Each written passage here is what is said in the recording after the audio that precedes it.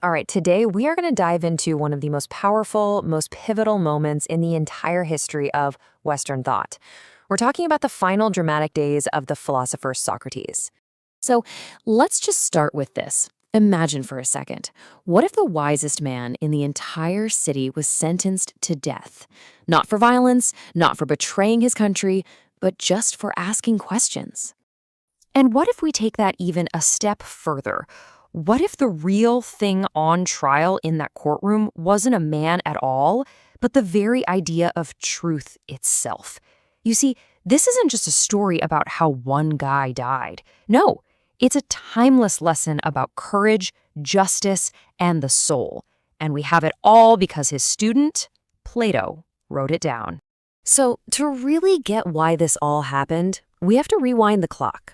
Let's go back to Athens, around 399 BC. And you've got to understand, the city was in a really fragile place. They just lost a devastating war, the Peloponnesian War. Democracy was kind of on the ropes, and there was this climate of fear and suspicion everywhere. And that was the stage set for Socrates' trial. Now, you know how it is. The official charges often hide what's really going on. On paper, the accusations against Socrates were about corrupting the youth, turning them against the state, and impiety, not respecting the city's gods. Basically just shaking things up way too much. But his real crime, well, that was something way more personal and, honestly, way more threatening to the people in power. Socrates made people uncomfortable. He'd just walk around Athens, talking to politicians, poets, artisans, anyone, really. And through his constant questioning, he exposed them. He showed them that they didn't really know what they thought they knew. See, he just asked people to think. And that, my friends, is something a society gripped by fear just can't stand. So we get to the trial itself, which Plato wrote all about in the Apology. Picture this. Socrates is standing there in front of 501 jurors. And he doesn't beg. He doesn't plead for his life. Nope. Instead, he uses this moment, this one last chance, to defend not just himself, but his entire reason for being, his philosophical mission.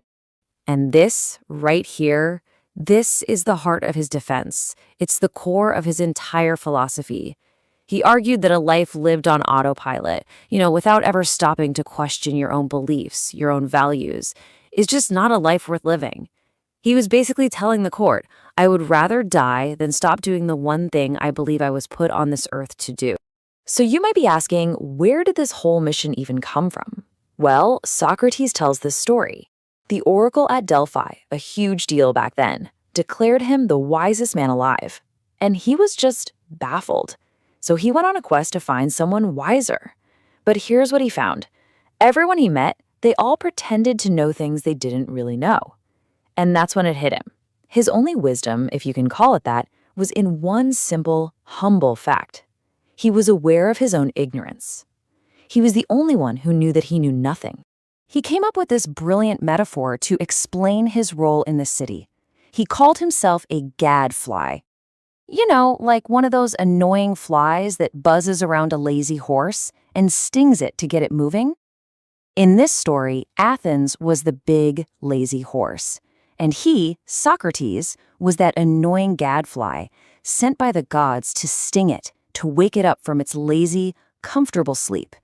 He knew he was irritating, but he believed that irritation was absolutely necessary to get the city thinking again. And this leads us to maybe the most radical thing he said in that courtroom, his whole take on death.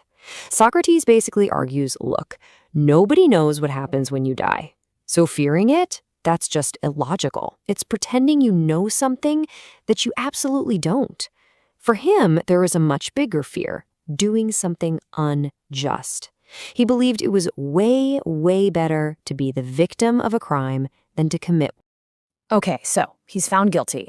Now Socrates is sitting in a prison cell, just waiting for his execution. The story picks up in another one of Plato's dialogues, the Crito. His good friend, who's got a lot of money, shows up with a plan. It's a foolproof escape. Everything's arranged. All Socrates has to do is say yes and walk out of there. So he's faced with this massive choice. Path A, escape. That means he gets to live, he's free, he can see his family again. But for Socrates, it also means throwing away every single principle he's ever stood for. Then there's path B, accept his fate. That means death, for sure. But it also means honoring the laws of Athens, the very laws that shaped him, like a social contract. And his whole decision comes down to this one powerful idea. If he escapes, he'd be responding to the court's injustice with his own injustice, by breaking the law. And as he says, two wrongs just don't make a right. So he makes a choice. He chooses his own integrity, his own inner justice over his physical freedom. And wow, what a decision. It's one that has echoed through the ages. So now we arrive at his final hours, which Plato captures beautifully in the Phaedo. And the scene is just, it's now what you'd expect. There's no terror, no despair. Instead, Socrates is just completely calm. He's surrounded by his friends, and he's spending his last moments on earth talking, discussing the nature of the soul and what death really means. And this is where Socrates just reframes everything. He makes this incredible argument that philosophy, his whole life's work, is really just practice for dying. Think about it. It's about training your soul to let go of the body's distractions, all the pleasure, the pain, the fear, so that when death finally comes, the soul can be set free to finally see truth, pure and simple. So the moment comes. He calmly drinks the poison, the hemlock.